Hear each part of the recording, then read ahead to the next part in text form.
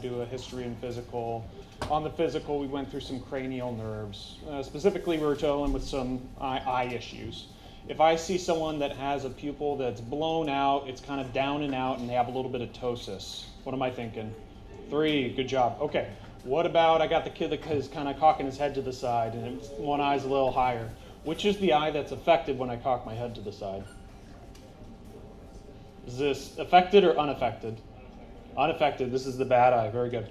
And then lastly, cranial nerve 6, you know it's going out. That's pretty easy. We know this because we worked our way through it. What's the thing that I'm worried about when I see cranial nerve 6? ICP. Yeah. All right, cool. And then talk me through, let's say I'm having a person stick out their tongue and it deviates to one side. What cranial nerve am I worried about? What controls tongue going out?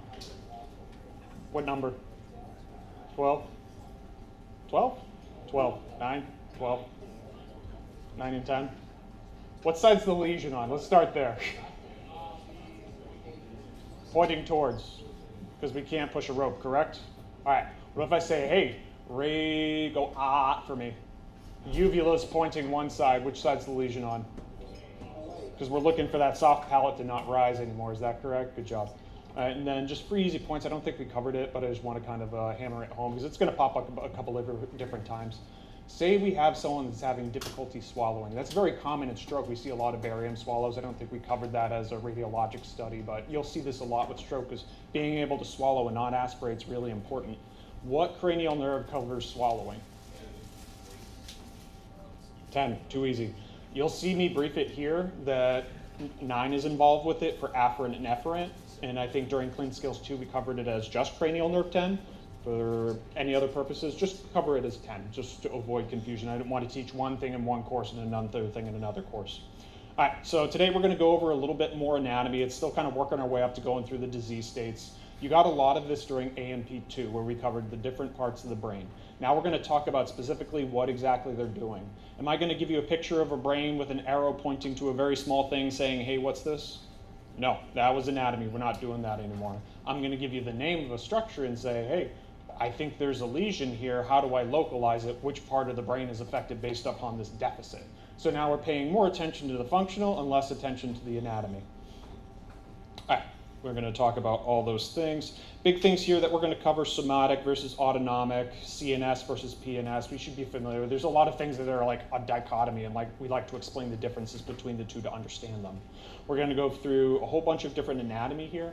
Again, I don't want you guys to be able to pick it out on an anatomy chart. Don't drive yourselves going crazy trying to draw it and recreate it. But what I want to do is we go through disease states and I say, oh, the substantia nigra is affected in Parkinson's. And you're like, what the hell is that? This course is designed, this lesson specifically is designed for you to anchor back to it and say, oh yeah, I remember it. It's part of this brainstem thing. It does dopamine. Got it. That's what I want to take out of today's lesson today. Spinal tracts. You guys went through that probably before, and it was kind of confusing because there's a whole bunch of different ones, right? We're doing 3. It's going to make lives a lot easier for ourselves, and we'll go over that because that helps us understand spinal cord lesions. We'll not go over those in length today because we have a whole separate spinal cord lesson, but we'll cover those 3 tracks so you guys have a very simplified version that you can actually localize lesions. Hey, if I have an injury of this portion of the spinal cord, what's going to be affected on each side? They love doing test questions like that. And then we're going to talk about some of the blood supply to the different portions of it. Upper motor neurons, we're going to focus on those. And again, sensory, motor, and integrative functions. And then cerebral signs. It's just kind of this weird idea that, hey, if a person presents with ataxia, aphasia, or apraxia, do we know the difference between those terms yet? A little bit. They're kind of hard. We'll focus on those to say, hey, when I have this one, I definitely think brain hemisphere. When I have different ones, it might be a peripheral nerve. What localizes it to a big part inside the brain or outside of that? All right, so the nervous system function, we have sensory, integrative, and motor. We have sensory, all sorts of different receptors, baroreceptors, movement receptors, things that localize position, things that tell us we have pressure, pain. We have integrative function, and that's going to be mostly in the brain. That's all those interneurons that connect between the two that make us not just an instant reaction to everything. So they're the things that process memories, emotions, connect different things together. That's a lot of the gray matter in the cerebrum. And lastly, we have motor. That's not just the muscles. That can be motor, can be affecting a gland somewhere too. It took me a while to wrap my head around that. Think motor, hey, affecting other things. It's not just the acetylcholine affecting the muscle contraction. It can affect glands. It can affect a whole bunch of other portions of the body, ANS and PNS, not just your biceps. All right. For the general structure of it, the CNS consists of the brain and spinal cord, peripheral nervous system, everything else outside of that. As you move into those spinal nerves and connect out, that's your movement from central nervous system to peripheral nervous system. We need to pay attention to this because some things very specifically only affect the CNS, and some things very specifically only affect the PNS moving in, and being able to differentiate the two is important. We're going to blow through these next 3 or 4 slides kind of quickly. It's really just so we can understand what neural tube defects are. If you were interested or know friends that are doctors, they actually spend 6 months on this. We're going to spend 3 slides. Embryology is like a huge portion of that. So when we're forming in utero, what we have, and let me pull up my laser pointer. Bam.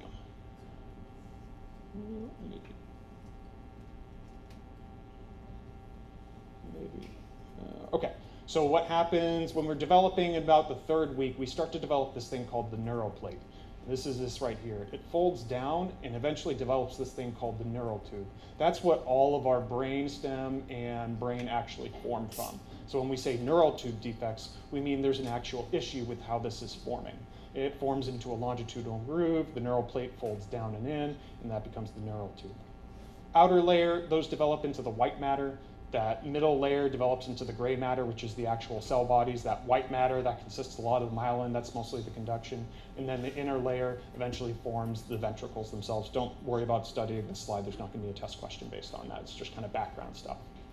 So that neural crest that's in between neural tube, this is the brain and brainstem forming here. This neural crest right here, this forms all the peripheral nervous system stuff. That's going to be your spinal nerves. That's going to be all the ganglia of the cranial nerves moving out, the cranial nerves themselves, your adrenal medulla, your meninges, everything else that is outside of that central nervous system.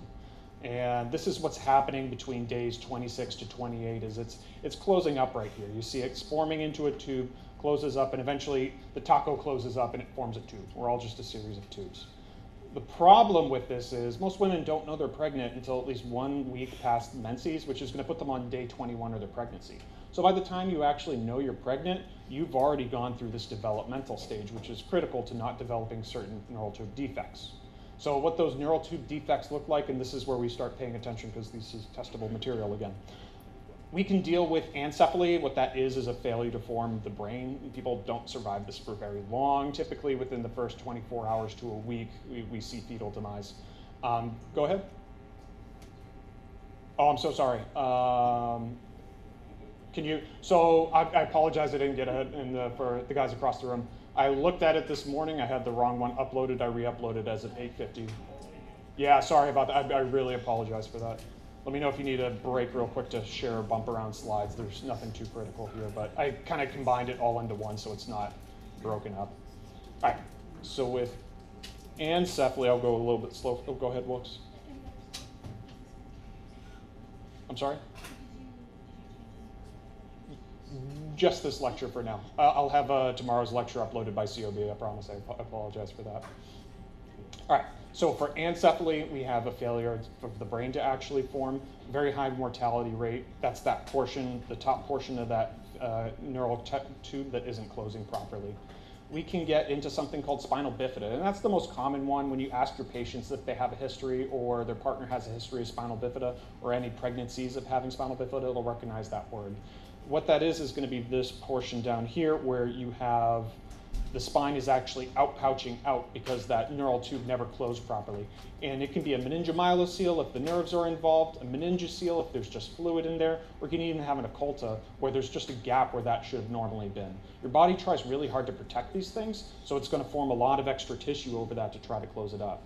Spinal bifida occulta, that represents as a lot of hair on the sacrum of a child, so we pay attention to those things too to make sure it's not there because we can do surgical correction. Go ahead.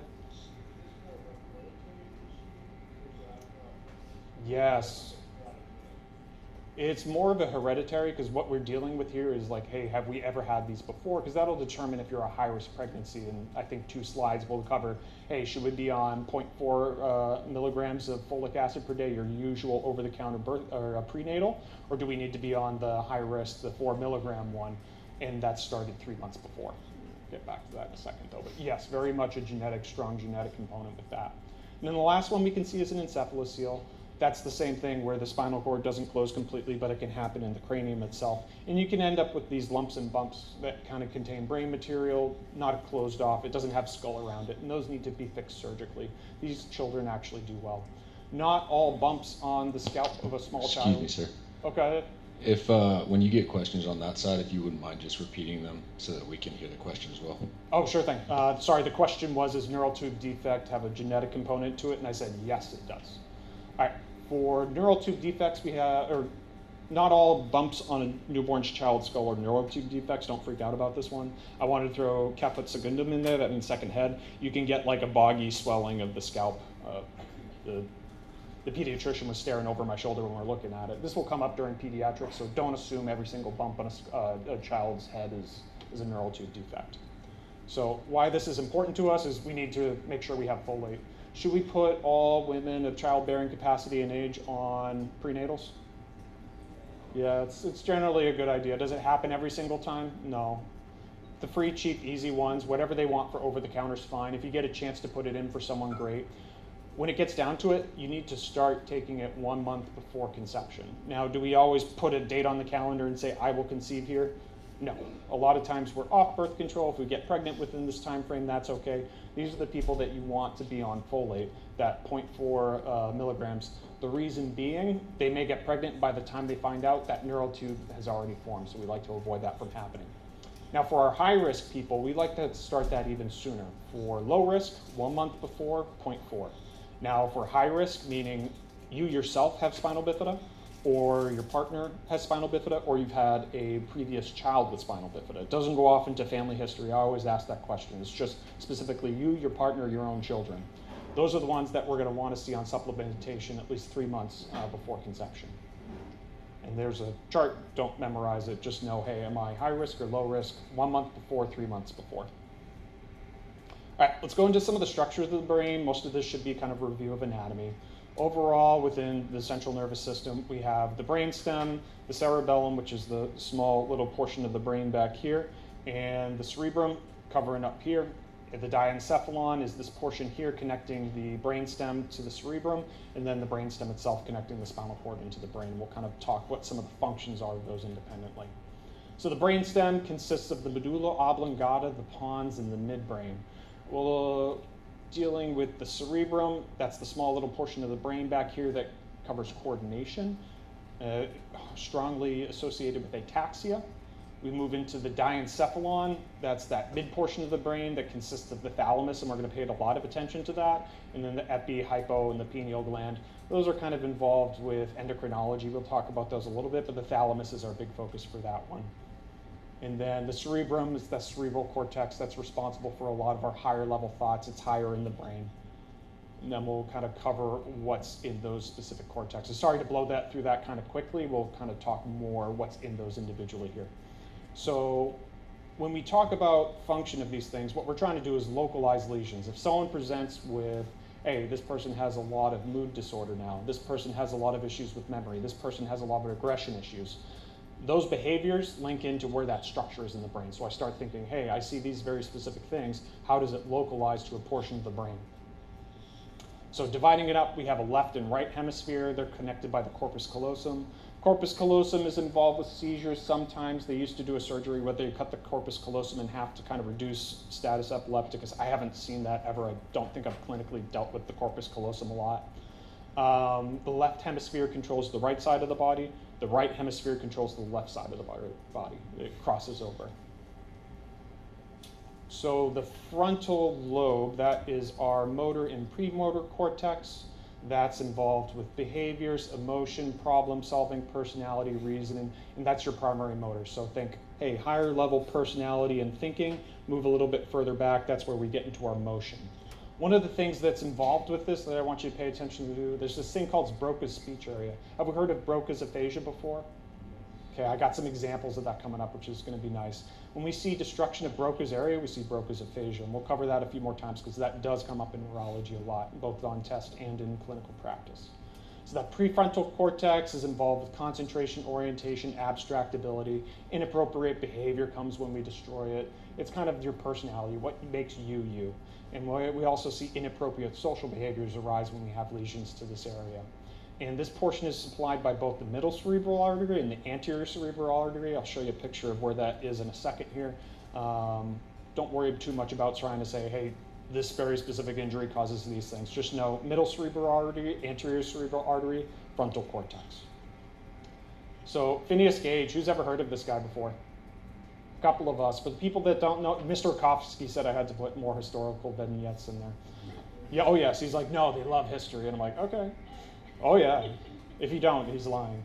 All right, so Phineas Gage, he used to be a railroad worker, and what he was doing, he was using this large metal tamp to put explosives into a small hole. Looked over the edge, it blew up through his skull and actually took off a huge portion of his frontal lobe. As a result, he was not the same person. He lived for a bunch, they just kind of shaved a bunch of hair off of it, bandaged it up for a couple of days, in a month he was walking again. But he ended up not being the same person afterwards. He had fitful, irrelevant indulgences at times, manifesting as little deference for his fellows. This is how they wrote notes back in the 1800s. And Gage was no longer Gage. It covered a lot of his personality. When you take a huge chunk of that brain, I think like an ounce of brain, they just kind of wiped away and said, I don't think we need that. But this is a quick, easy reminder, frontal lobe, we're seeing a lot of personality changes. All right, cerebral cortex, moving on down to the temporal lobe. That's right by our ear, that's right by our nose. Those are the things that it helps control. We're thinking language, we're thinking hearing, short-term memory, and olfaction. So we got Broca's area is kind of up front near the motor gyrus. That's an issue with action. When we deal with Wernicke's Wernicke's speech or Wernicke's aphasia, we're having difficulty hearing things. Have we heard of the term Wernicke's aphasia before?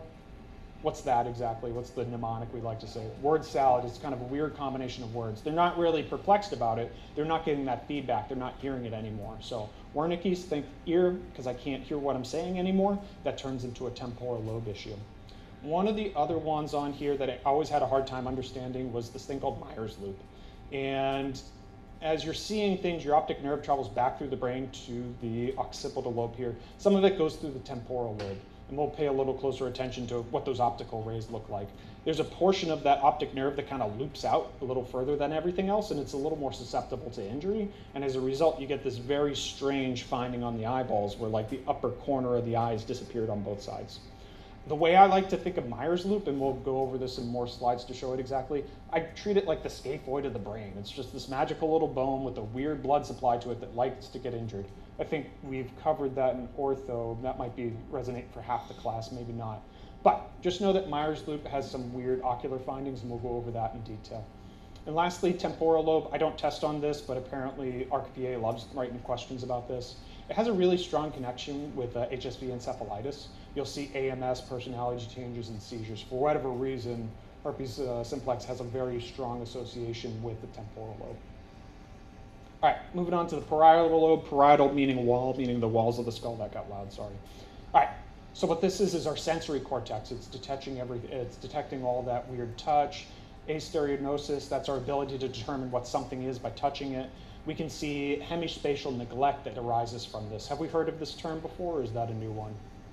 Oh, hemispatial neglect is a very weird thing. So say I get an injury to one side of my parietal lobe, I'm going to ignore everything on the other side of my body to the point where if I'm shaving, I'll not shave one half of my face. When I draw things externally, I'll only pay attention to the right side of this. So this guy that's spontaneously drawing here, he has a right-sided lesion because he's ignoring things on the left-hand side, not just your own body, but things external. It's very weird spatially when you consider it. The shaving that you'll see there, it's not always that striking. They just might have a little bit more stubble on the other side. Or a lot of time, caregivers, I was looking up some photos and I couldn't tell the difference. Their caregivers are actually taking care of them because they're not shaving, doing things on the other side of the body. They won't be able to tell you that either. They just kind of ignore it and pretend it doesn't exist. All right. Other things that can cause issues there, we have this asognosia. That's this idea that I don't know what's wrong with me anymore. That kind of goes hand in hand with that hemispatial neglect, where I just don't have an idea that half of my body exists. We can see some contralateral sensory neglect. So contralateral starts here, ends up on the other side. Even though you're stabbing me with something and I can feel it, my brain can't actually process that I'm having pain even though the entire pathway is intact. And then we can see with the dominant parietal lesion, difficulty with language, calculatory dysfunction. The more you look into the lobes, the more it'll list off everything to the point where it just turns into mush. Stay with these kind of high level things and say, hey, that kind of localizes the parietal lobe. I know I'm dealing with hemispatial neglect. Go ahead. Got you, friend. 2 mics. All right, hemispatial neglect. All right, occipital lobe, back of the head, this handles vision for us. We can get something called cortical blindness if we end up with an injury to that on both sides. So even though everything in the eyeball, to include the optic nerves going all the way back to that portion of the brain is working, that portion of the brain that actually sees it isn't connected anymore, you're not going to see anything. Even though your pupillary reflexes are going to be working properly because everything else is wired properly. So if you go in there and say, hey, this guy bumped the back of his head, says he can't see anything, and you're like, hey, his pupils around, equally reactive for light, I think he's faking it. No, think cortical blindness in those cases. And this is what I was talking about where those optical rays, let me see if I can pull it out. That's Meyer's loop right there, number 4. That's that pie in the sky it was talking about where you'll get this portion of it. We'll spend a lot more time on this in a different lesson going through exactly what these lesions cause as we move through it. There will be a test question on this one. Don't worry about trying to memorize it on this slide yet. Just note as the optic nerves go through, different portions are going to cross over. You're going to have different visual field deficits that tell you exactly where that is along that optic nerve track. This confused me for a long time. Don't let this scare you, or it's like, hey, it's 7 different things and I don't know which one's which. We'll work through it and take our time on this one. All right, so hemispheres. Have you ever heard the term someone's left-brained or right-brained? It's a real thing. It's not just a BuzzFeed quiz. So your dominant hemisphere is usually your left-hand side because most of us are right-handed. Very good at vocal naming, very good at speech, very good at calculations. Those are left-brained people. And then our right-brained people, these are our guys that are really good with 3-dimensional or spatial reasoning, nonverbal ideation. They're very good at recognizing, I can't recognize a face. I keep seeing my students that are my counselees, and I'm like, I don't know who you are. I'm very right-brained, I'm sorry. Or left-brained, yeah.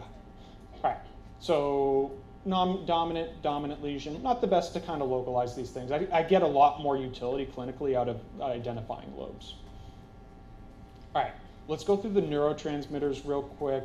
I know there's a billion different ones. They're reused in a lot of different spots. So if you're like, hey, acetylcholine keeps popping up in all these different ones.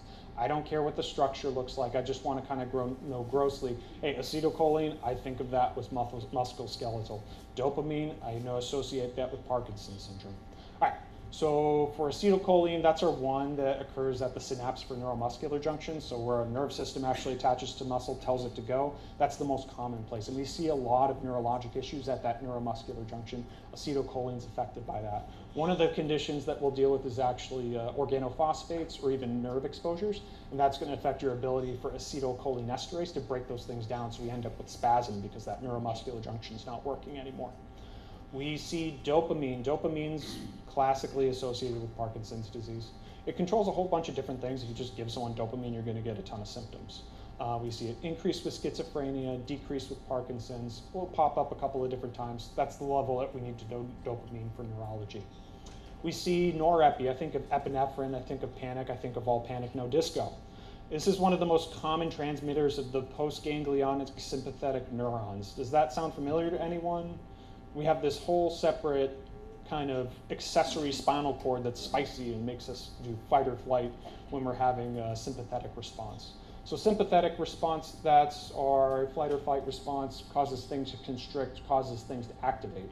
What does our parasympathetic system do? Rest and digest. What's the major nerve that kind of innervates your parasympathetic? Vagus. It's that magical nerve that covers up a whole bunch of different things. All right. And lastly, serotonin. We see this with antidepressants and we see this link with nausea. I put in 5-HT there just because a lot of times you'll see it referenced as that, and they never taught me that was serotonin. I thought there were 2 different things. So when we put someone on an antidepressant, what are we trying to do? Increase serotonin, keep it kind of in there, avoid that reuptake so it's not being removed, it has more activity. What happens in that first week when we put people on antidepressants? What's that? It takes some time because lipid rafts and things form together. They don't work too good. But what's a common side effect I get in that first week? A lot of people get nausea, GI side effects. A ton of people get nausea because I'm giving them too much serotonin. So then I say, oh, I'm going to give you some Zofran. What does Zofran do? It's a serotonin antagonist. So I'm kind of like increasing our serotonin, decreasing our serotonin. We're kind of taking ourselves two different ways sometimes. Just kind of link those two things together and tell people when you're giving them like an antidepressant, it's like, hey, this can increase your serotonin, which is great. That also affects our ability. The easiest way to memorize it is like serotonin is your love hormone, right? You get hit a serotonin because you see someone you love. You ever been so in love you've been sick to your stomach? Yeah, it's serotonin. Sorry, I don't know if that's medically true, but that just sticks in my brain as an easy memorizing thing. All right, so pre and post ganglionic, don't memorize like where these specific ganglions are. I just wanted you guys to have an idea where we start talking about the sympathetic nervous system. All right, last couple of important neurotransmitters. The one I want you to pay attention on the slide more than anything is going to be GABA. So have we dealt with alcohol withdrawal yet? Where course does that come up in? Yes. Psych. So what happens to GABA when we drink? Does it increase the activity of GABA? So then your body gets used to that kind of higher level of inhibition. So then when we stop drinking, what happens? We don't have enough GABA because now we're used to that high level. So now we have a lot of agitation because we don't have that suppressed anymore. So when we think of alcohol withdrawal symptoms, think of the activity of GABA withdrawals, as in we don't have enough of this inhibitory neurotransmitter. What do we like to give people that have DTs? Things to suppress it. We're giving them a synthetic dose of GABA, basically. I know it affects a lot of different things, but we're looking to generally suppress things. The other time where I see GABA involved is with Huntington's disease. We see a decrease of that, and that'll come up when we kind of cover that a little bit later, but I just want you to be able to recognize GABA. The last time I want you guys to recognize GABA is tetanus. That becomes an important part. We'll go over that disease state in general, but those are the neurotransmitters that are generally involved. I don't see glycine or glutamate in a lot of clinical vignettes a lot of times. Just kind of associate glycine with GABA. Glycine does GABA's job, but in the peripheral of the spine.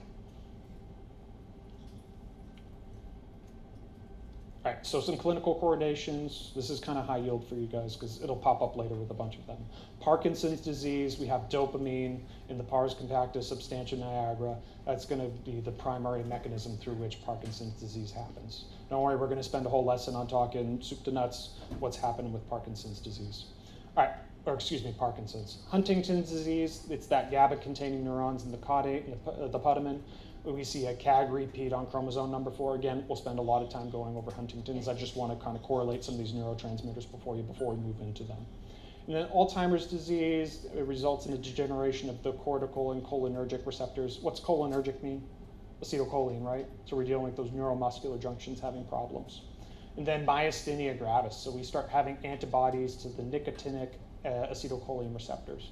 Have you guys heard the term like nicotinic versus muscarinic? Is it kind of confusing? It was for me, don't worry. All right, so acetylcholine has two different flavors. I have the nicotine version and the nicotine-free version. With the nicotinic receptors, that's typically my neuromuscular junctions. When I have dysfunction with my nicotinic receptors, that causes muscle fatigue. I see that with myasthenia gravis. That's also how botulism functions. And we have one more disease state called Lambert-Eaton that functions there. Now, my muscarinic ones, that's more my parasympathetic receptors. Have you guys heard the term sludge before? That's salivation, lacrimation, urination, diaphoresis, GI motility, emesis. That sounds a lot like the symptoms of a nerve agent dysfunction. So that's how it's actually functioning with nerve agents where we're causing issues with the muscarinic versus nicotinic. That's your differentiation between the two. All right, so let's talk about some cerebral signs, aphasia versus apraxia versus ataxia. Those can be kind of hard to differentiate out, and we'll talk about exactly what those things are. The reason why these are identified as cerebral signs, that's not saying, hey, this is a lesion of this cranial nerve and this. These are central lesions to my big portion of my brain when I have these things. Think, hey, I should get a CT with and without contrast, bump up to an MRI. All right, first one is aphasia. This is an acquired impairment of language production and or comprehension. It usually localizes to your dominant hemisphere. It's going to be that left-hand side. And the two forms we see is going to be that broca, that broken speech, and that Wernicke's, being that word salad. And then the blood supply to that is going to be your middle cerebral artery. It's going to be the superior division for that Broca's. superior division occurring here, covering this portion of the frontal lobe, think Broca's. And then if I have someone that's doing the word salad, I can very quickly tell, hey, I think it's the middle cerebral artery because I know that covers aphasia. Hey, they're kind of fluent and it's all over the place. I'm thinking word salad, I'm thinking the inferior division. So just based upon how the patient's talking, I can very quickly tell where an infarct might actually be located. All right, so Broca's speech, non-fluent aphasia. People know they have Broca's aphasia. They're kind of frustrated because they're trying to talk through it. It's an issue with executive dysfunction, think, because it's near that portion of motor control of the brain. People with Wernicke's aphasia, these are people that say kind of just random words, and they're unaware of it because it's near that temporal lobe, it's involved with hearing, they don't hear themselves what they're actually saying. And then I actually have a video. I'm going to see if we can do it because it's an actual example. It helps to see. Let me see if I can pull it over. Bam. I'm going to take this down so you guys can hear. So this first one is going to be an example of Broca's aphasia. I'm Mike Caputo. And Mike, when was your stroke? I was 7 years ago. Okay. And what did you used to do? Worked Autodesk, seven sales and worldwide, and very good. Yeah. Okay. And who are you looking at over there when you turn your head? That's my wife. Okay. So you guys can see that he's able to talk. He's realizing that his speech is kind of broken. He's hitting kind of every other word. Initially, it seemed like kind of nonsensical, but then you kind of look through it and you say, hey, he's kind of making sense. He's hitting a few of them, very broken up speech. Originally, I thought it would be like just like very like frustrated trying to get it out. He had a stroke several years ago, and he's done a lot of speech work to try to get that. He actually works with one of the local groups for Broca's aphasia, so he's kind of a poster child for that. This next patient has Wernicke's encephalopathy. If it's a little funny, it's okay to go get it out of your system before you see a patient. Hi, Byron. How are you? I'm happy. Are you pretty? You look good. What are you doing today? We stayed with the water over here at the moment, talk with the people over them over there. They're diving for them at the moment. They'll saving the moment. He'll have water very soon for him. With luck for him. So we're on a cruise and we're about to We get to will Juneau. store it right here and they'll save their hands right there for them. And what were we just doing with the iPad? Right at the moment, they ain't gonna show a darn thing. The iPad that we were doing. We, like, here? I'd like my change for me and change hands for me. It would have. So you guys see it's kind of like word salad. It's a bunch of things that don't mean any sense, but it's very fluid. Like he was stringing together words that would make sense in phrases, but he's not getting feedback. He's perfectly happy having a conversation, thinking he's communicating okay, but he's not getting any feedback from himself from what he's actually saying. Is that helpful for you guys to see those things in reality? I had it in my brain what it actually looks like, and then I actually looked at the video. I'm like, oh man, I wouldn't be able to recognize that. I would think that first one would be a Wernicke's for me, or like, oh, he has another cognitive deficit. But those are examples of the two. Thanks for taking the time and dealing with videos.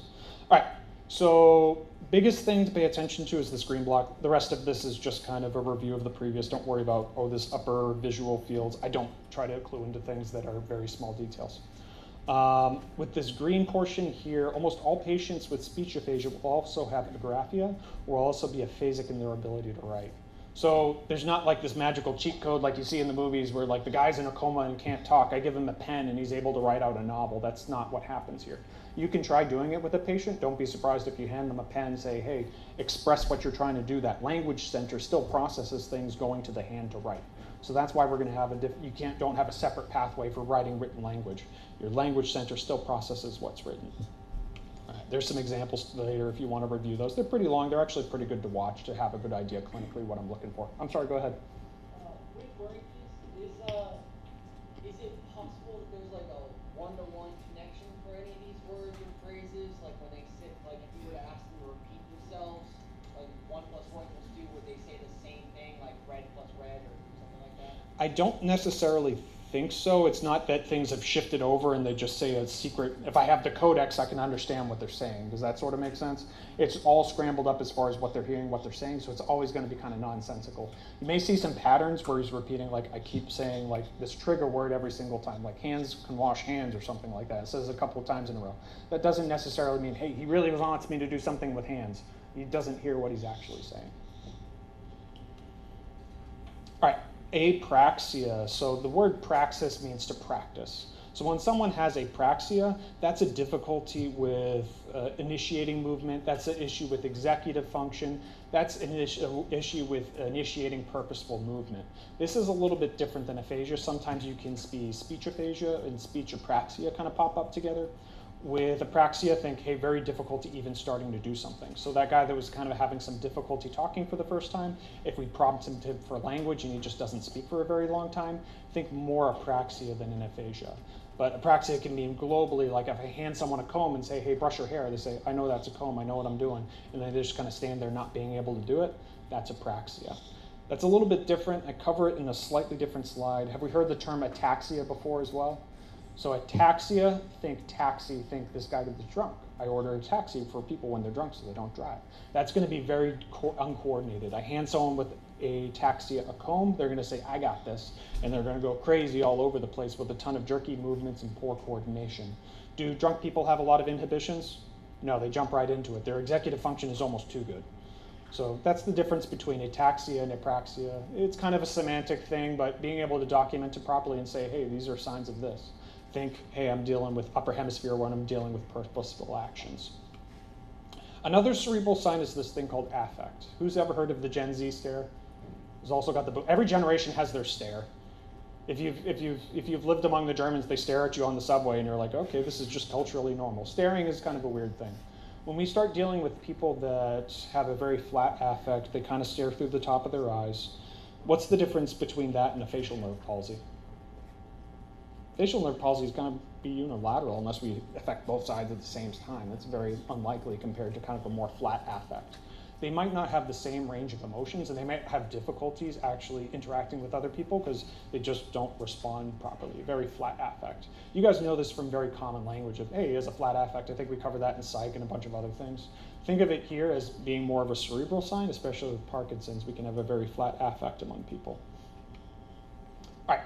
Basal ganglia, we're going to cover a couple of different structures kind of moving into the brain here. Again, I don't want you guys to be able to draw this, just generally say, hey, basal ganglia kind of covers these things.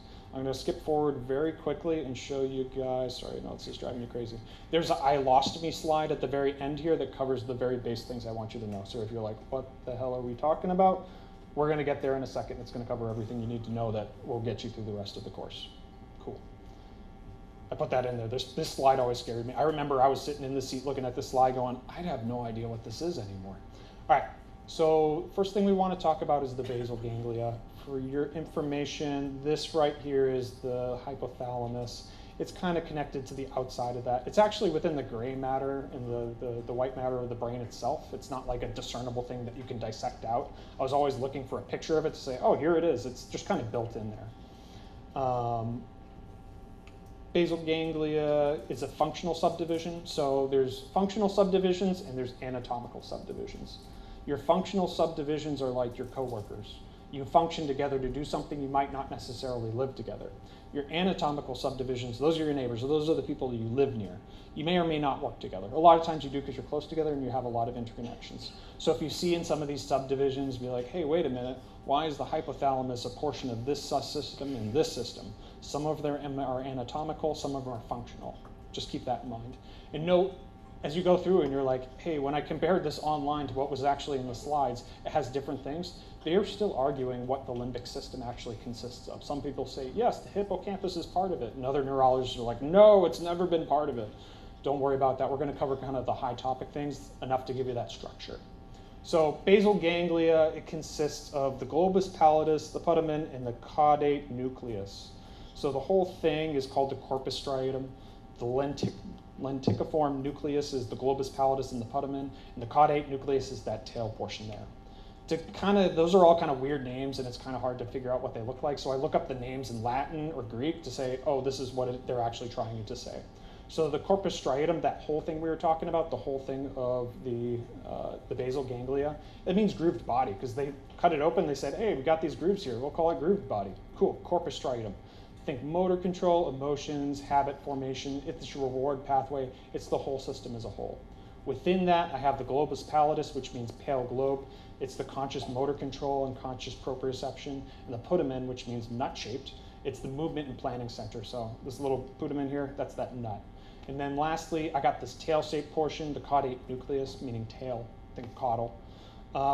That's responsible for movement, planning, learning, memory, emotion, reward. It's also involved in romantic interaction. If you want the quick, easy way to remember that one, to not saying something raunchy, think, hey, are you going after tail? Are you chasing tail? Yeah, that's your caudate nucleus. That's your tail-shaped portion of your brain.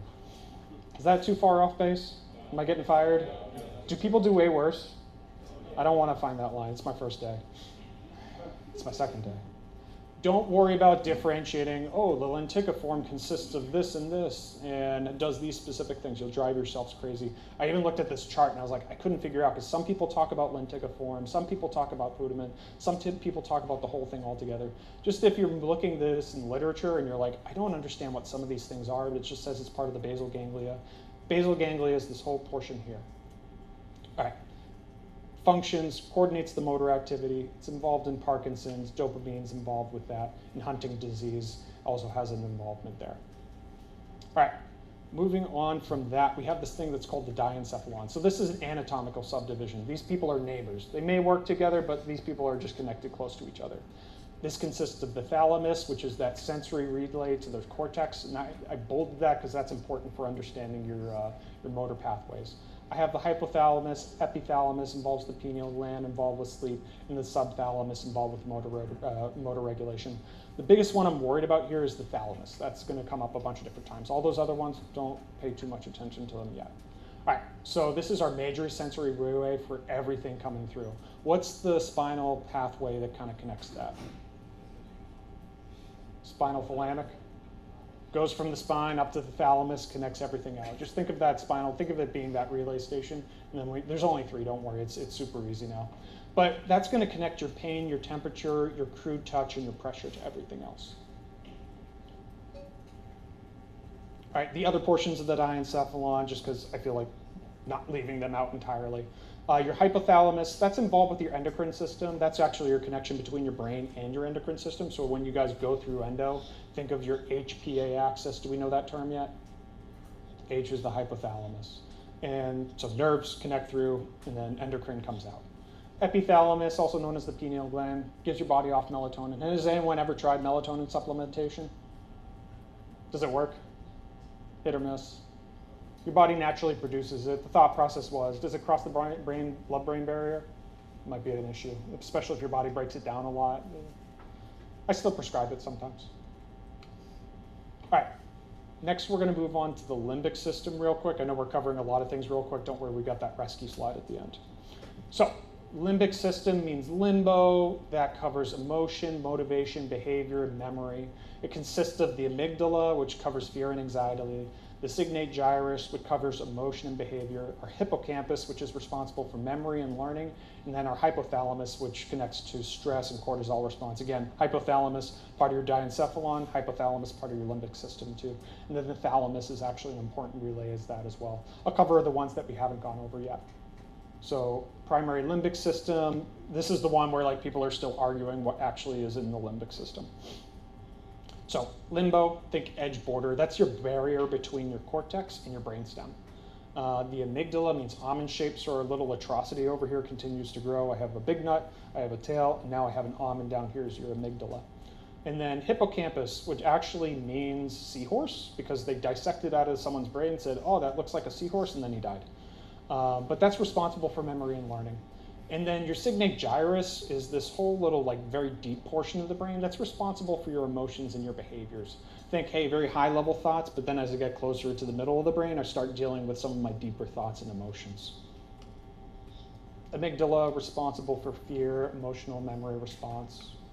I got my hippocampus, responsible for learning and memory. And then memories, just keep this slide in your background. This is about the depth you need. You can treat those as background slides if you want to. I'm not going to be like, hey, what's this very specific subdivision? Know that your basal ganglia is responsible for motor activity. Know that the diencephalon serves as the bridge between the cortex and the brainstem. Know that your limbic system is responsible for behaviors, motivation, and memory. Thanks for putting up with a bunch of like kind of random slides that were in between there. I know it's kind of very dense and you're like, what of this do I need to memorize? Just stick back to this slide. Use those ones as background to kind of help build your knowledge of it. Do you guys want to take a 5-minute break real quick? I know that was a very dense set of slides real fast. All right, let's take 10. With our coordination, I'm thinking there's an issue with the cerebellum. So we've talked about apraxia a little bit. That's difficulty with coordinated movement. I hand someone something, they don't know how to use it, they have difficulty initiating movement. That more localizes to cerebrum. Now, with ataxia, I'm thinking, hey, this drunk guy is in ataxia, he's having a lot of difficulty with coordinated movements, it's discoordinated. That's more cerebellum at that point. That's a posterior fossa localizer. Ataxia, apraxia, aphasia. We feel pretty good about those different words, correct? Cool. Ataxia, posterior localizing. Yes, this is just saying the same thing twice. All right, moving on from the cerebellum, we see the brainstem. We got 3 different parts of it: the midbrain, the pons, and the medulla. Midbrain's just kind of that in-between connector. We don't see a ton of function coming out of that, but then the pons and the medulla cover a whole bunch of different things, as well as our cranial nerves coming out. I'm sorry, I skipped a part. And then the same rules apply. The same rules applies to the rest of our spine. Our anterior spinal nerves are our motory portion, and then that posterior portion are our sensory. So posterior going back up in, anterior going out controlling our biceps. All right, moving into the midbrain itself. You guys have heard the term pyramidal and extrapyramidal, right? But it's always kind of confusing. You're like, I don't know where these pyramids actually they're talking about are. I finally found an image of it. It's this one right here. So they look like little bumps on your midbrain right here. These are where all your voluntary movements are controlled through. So we have, if it's not pyramidal, it's extrapyramidal. So that's everything else that's the involuntary movements. That's postural, adjustment, coordination. What are some things that cause extrapyramidal symptoms? That causes some weird kind of movements and discoordination, right? That's all it's affecting is everything that's outside of this medulla pyramids right here. And then the last thing that the midbrain has going through all of it is going to be this portion of the reticular activating system. It doesn't pop up in a lot of pathology, but it plays an important role in your sleep-wake cycle, whether or not you're in a coma. It doesn't pop up in a lot of our conditions, but it's important to say, hey, when someone talks about the RAS, not the one that involves the kidneys, the one that's involved in the brainstem.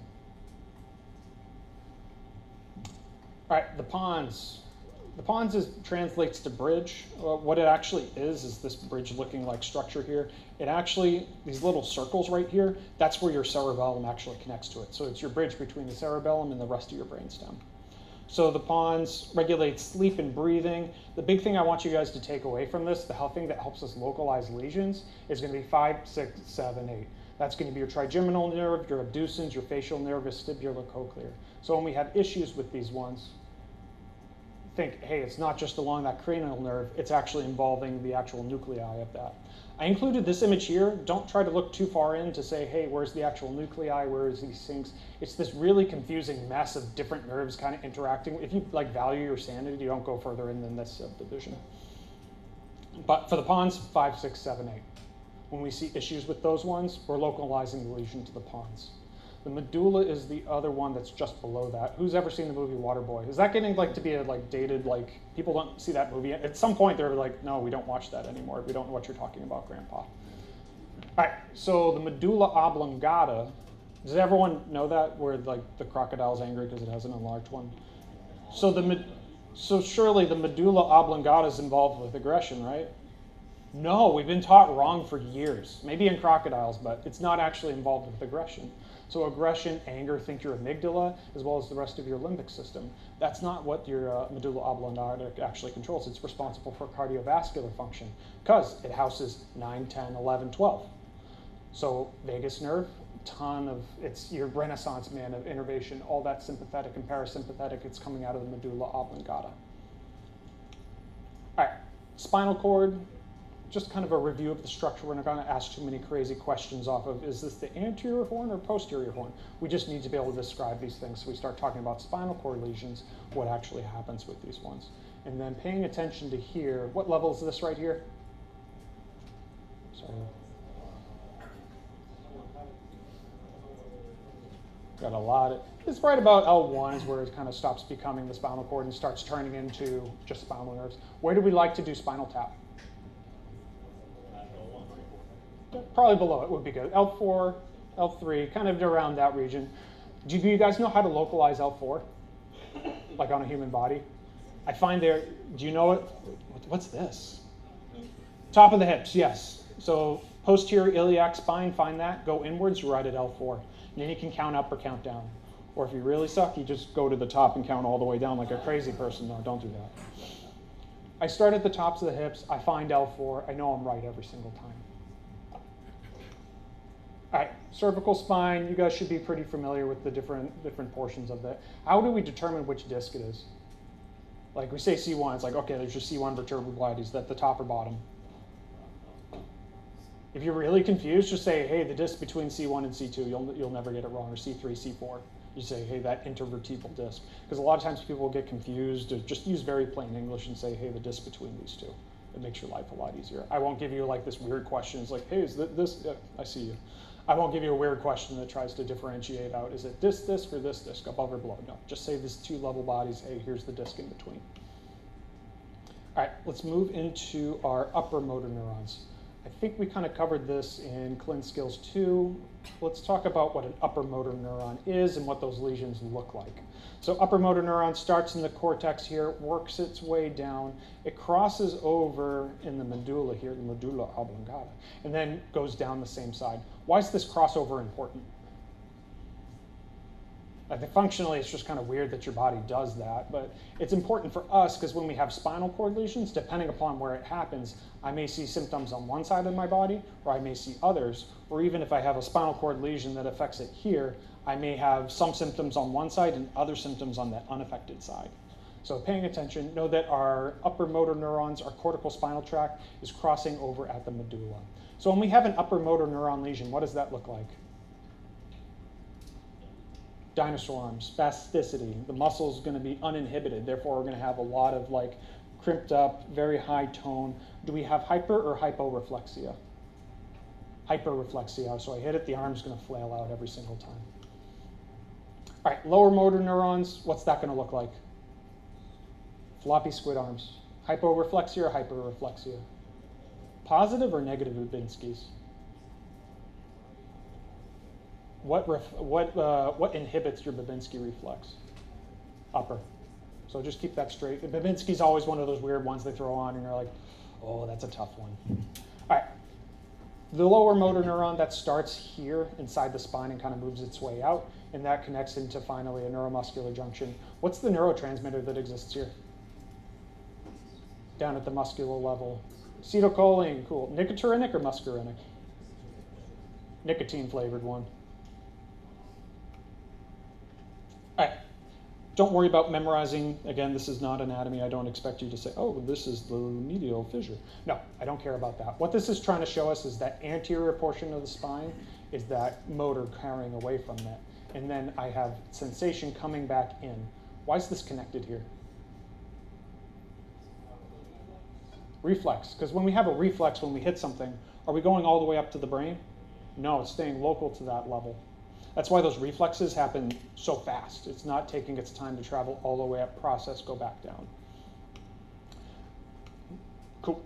So for you guys here are the only 3 tracks that I care about, and here's where they're located. We're going to make a bunch of different spinal cord syndromes, because you can have an injury to half the spinal cord, you can have an injury to the front half, the back half, you can have a transverse injury where the whole thing's cut across. Paying attention to these 3, these things will get you straight. The 2 different ways you can do spinal cord injuries, you can either memorize the names and say, here's what it presents with every single time, or you can memorize the tracks and say, all right, if I have a lesion here, this one crosses here, this one does this one does that, here's the lesion, what I'm expecting to present as. You can memorize it either way, they both work. Whatever works easier for you, go ahead. I'll make sure we present it as both. Here's the name syndromes, and then we'll go through an exercise of saying the lesion crosses here, what happens? For now, I just want you guys to know cortical spinal tract, what does that carry? It's going from the cortex down to the spine and everything else. So that's carrying purposeful muscle movement.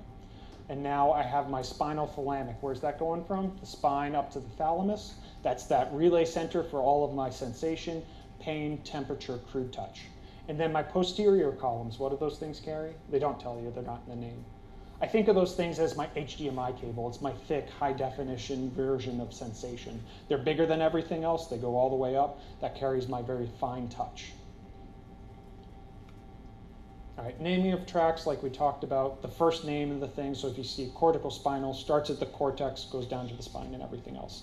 If it starts with the word spinal and has some other word in it, it means it's going up. If it's going to the thalamus, it's probably spreading off to everything else. All right, cortical spinal pathway, aka your motor pathway. I think we talked about this. We talked about pyramidal, extrapyramidal. It's just kind of presented in a different way. Just remember with your motor pathways, your cortical spinal pathway, it crosses over, it decussates at the level of the medulla. So if I have injuries below there, I'm going to have same-sided symptoms. If I have injuries above, I'm going to have opposite-side symptoms. The one thing to pay attention to, you do see some of the pathways stay on the same side, about 10% don't desiccate.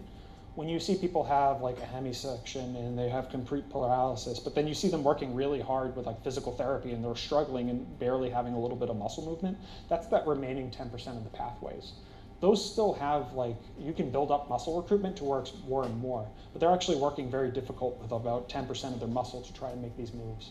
You still have to do the physical therapy to try to rehab those things, but you can't reliably just assume that, hey, 100% crosses over for most of our stuff. You may still have some fasciculation, but that 10% isn't functionally doing a lot for us. All right, I think this is just kind of a different view of the dorsal columns, just so you can guys get some different ones. Again, I'm not going to give you a slide that's a cross section of a spine and ask you, hey, what does this portion of the spine tell me what this small circle is? That you have a ton of different views, you drive yourself crazy trying to do that. What we're going to get in the future is I'm going to say, hey, this portion of the spine is injured. What side do I have issues with sensation on? What side do I have issues with motor control on? We don't know that yet. We'll take our time through that. All right. Spinal thalamic starts at the spine, goes to the thalamus. It's covering all of our crude touch, pain, temperature, pressure.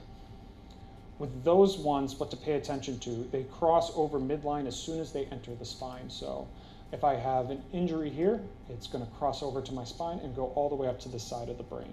So when I have an injury to this half of the spine, my right side, it's actually going to cause spinal thalamic issues on the left side of my body. And then lastly, I have my dorsal columns. Those are my HDMI cables, my really big thick ones. Those things don't cross over until you get to the midbrain. So they go up straight. So if I have an injury to the left side of my spine, my fine touch is going to be destroyed on which side of my body? Same side, because it hasn't crossed over yet. So I know it's a lot to kind of unpack that. It's only 3 pathways. We'll go through the named injuries in a later date, but just know when those things cross over.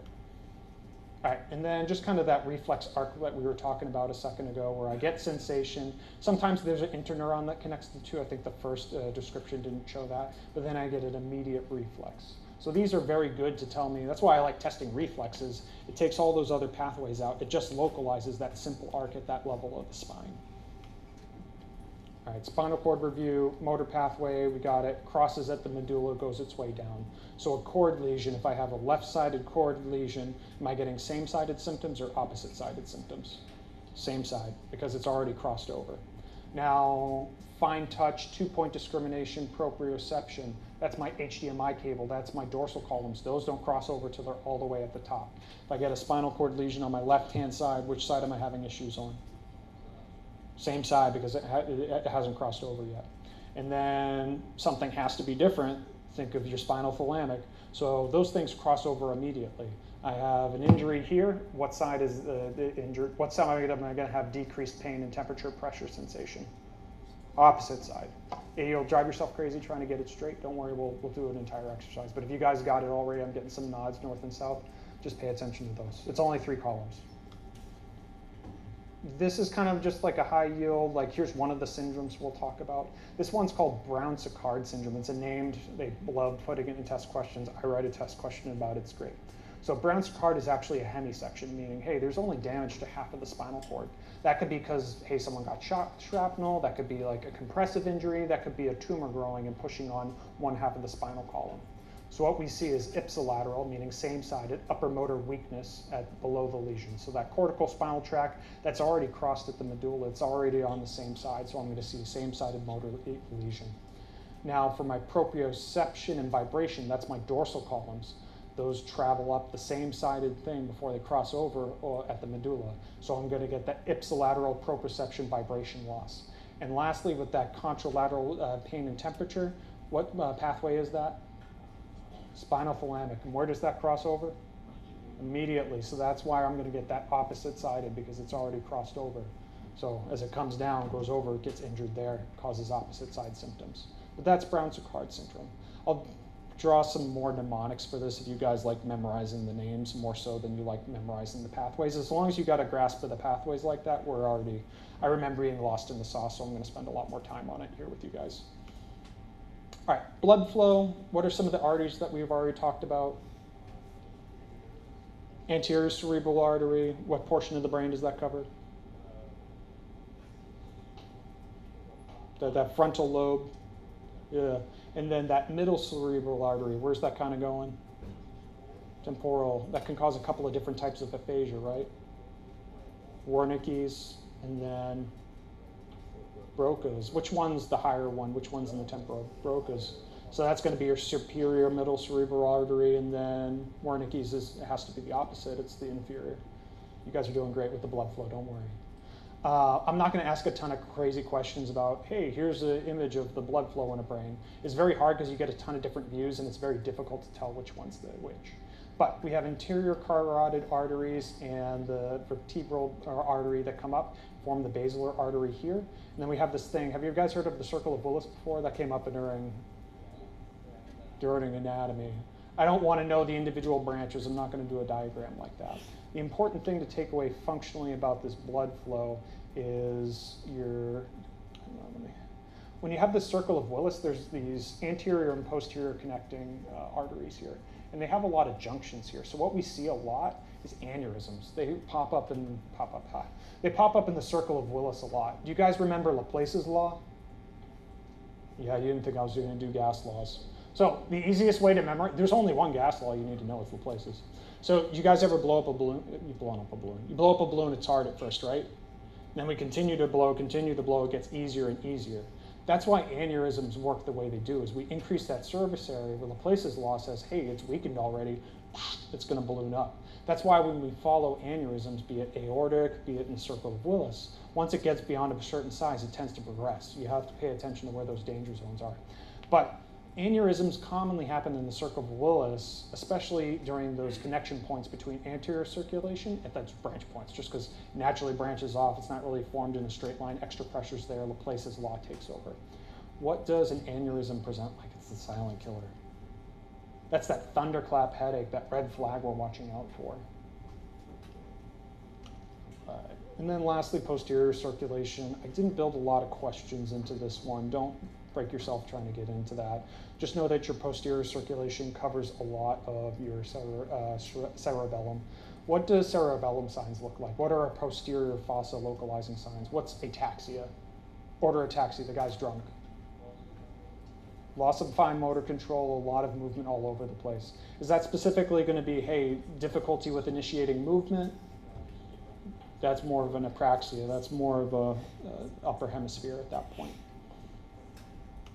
All right, protection, the meninges. We always talk about meninges. We don't actually know what they are, right? We probably got that during anatomy. But let's review it real quick with each other. So a dura mater is that really hard connective tissue towards the outside. It's very hard to pierce. It'll actually contain a lot of bleeds and create a lot of issues for you, because as we have that mass effect, we push against something. Have you guys covered having compartment syndrome, where we have that fascial layer? Have we done that in ortho yet? Kind of not yet? Okay. Maybe. Cool. So anytime we have an area of the body that can be compressed because it's surrounded by fascia, that can cause problems. So the dura mater can be involved with that, where it just naturally creates a pinch point if we have a mass effect. It's something to push against. It doesn't like to expand. Below that, we have our arachnoid matter. It's spider-like. It contains a lot of bridging veins. That's why it looks like a spider. That can cause a subarachnoid bleed. That's why we pay attention to that term and why we care about this anatomy-wise. And lastly, we have the pia mater. It's this delicate inner layer directly covers the brain. blood is naturally very irritative to the brain tissue. As soon as it touches it or anything else touches it, it causes a lot of problems. So when we pay attention to brain bleeds, we're paying attention to what layer it's occurring. And if it's touching brain tissue, our brain's probably going to get irritated. We're going to get decreased loss of consciousness. We're going to get nausea. We're going to get vomiting. What happens to those bleeds that occur outside that space? We can have a delay. We can have an epidural bleed where it's, hey, we have this lucid period where it takes more time for those symptoms to actually develop. And your dura extends all the way through the rest of the CNS, just for awareness. I don't think there's a test question that can be built out of that. All right, lastly, I want to cover the cerebral spinal fluid, and we're out the door together. The surrounding brain, spinal cords, clear, colorless, few cells, shouldn't have a lot of things on it. We talked about doing spinal fluid analysis where we're looking at opening pressure, we're looking at if it has glucose in it, should be normal, decreased with bacterial meningitis. We're looking at the protein count, should be low, can be elevated in certain conditions. And then we're looking at, hey, if it's lymphocytic, what does that mean? Is that viruses? What if it's neutrophils? You guys got it. Okay, so we'll talk about the flow real quick. Your body naturally produces the cerebral spinal fluid here in the choroid plexus, and then it travels to the lateral ventricles, and I was kind of curious what those actually, I don't know which one's 1 and 2, I'm sorry. But then 3 and 4, and then travels down to the rest of the spine and gradually gets absorbed into the subarachnoid space. What can happen if that kind of gets disturbed is we can get something called hydrocephalus. We talked about this previously where we see enlarged ventricles on MRI or CT.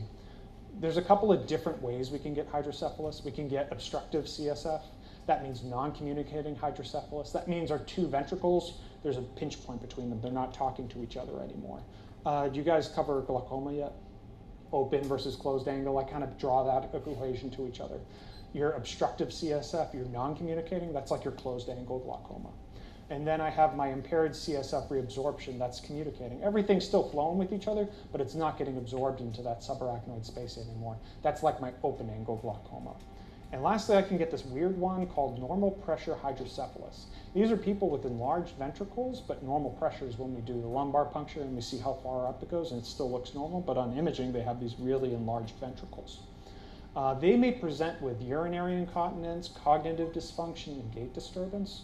This was a pants prep pearlsism, like they love writing test questions about this one. They're going to be wobbly, wet, and wacky. And I'm like, I don't think I'm going to. I've never seen someone present to the ER and say, hey, I'm a little wacky, wet, and wobbly today. The way this is going to present is someone's going to come in with altered mental status. You're going to do the imaging. You're going to do an LP. The LP is going to be normal opening pressure, and then your imaging is going to show enlarged ventricles. What's my diagnosis based upon someone that has incontinence, cognitive dysfunction, and gait disturbance? NPH all day. They never present with the wacky, the wet, the wobbly. I don't know. I left this slide in here. I think it was meant to be at the top originally. I kind of edited it so all the neural tube defects were in a single one. I left it in case there was anything that was like super testable, anterior port defect, least common of the 3, classifications based upon location. There's nothing too exciting there. There's a picture of what one actually looks like. They can become very large, but you can tell the difference between this and a caput secundum would just be a boggy epidermis scalp. All right, 2 more slides. All right, autonomic nervous system. I think I created a new slide that hammered this home pretty well. I got this extra kind of little bonus spicy spine next to my normal spine that controls a lot of my autonomic fight or flight type stuff. I don't know what they were trying to say with these fibers at the spinal canal at T1, L2. Don't worry about that. I'll have to figure out what they were trying to tell me. Sorry about that. And then lastly, with the autonomic nervous system, I have my parasympathetic. What's my major nerve that kind of controls a lot of that? Vagus, cranial nerve 10. That's my renaissance man. It does a little bit of everything. That's why when we talk about vasovagal, it's involved with it. We haven't covered that yet, but we've heard that plenty of times, or we've seen that as medics a lot of time. The vagus nerve is being infected. Being affected. We're getting way too much parasympathetic stimulation. It's causing a lot of issues. And the hypothalamus provides the master for AMS control. Okay, cool. Sorry, so those were some of the old slides that I haven't completely covered over yet. I just want to make sure there wasn't any key details that I'm missing. All right, that kind of covers it for us for today. Is there any questions I'll write some review questions. The first class we did, there was only about 5 test questions in it. The remaining classes, the questions are all kind of equally distributed. I know you guys don't know my test taking, like the way I like to write questions. I try to drop in hints because it's a 2-blocker and that's always scary. I will come with some practice questions for next time. First one, there wasn't a ton in there. This one, I'll give you some examples of what my test questions are going to look like. Does that work for you guys? Cool. I'm sorry that was a rough lesson, by the way. I was like, man, I don't know what's in the brain. It's rough.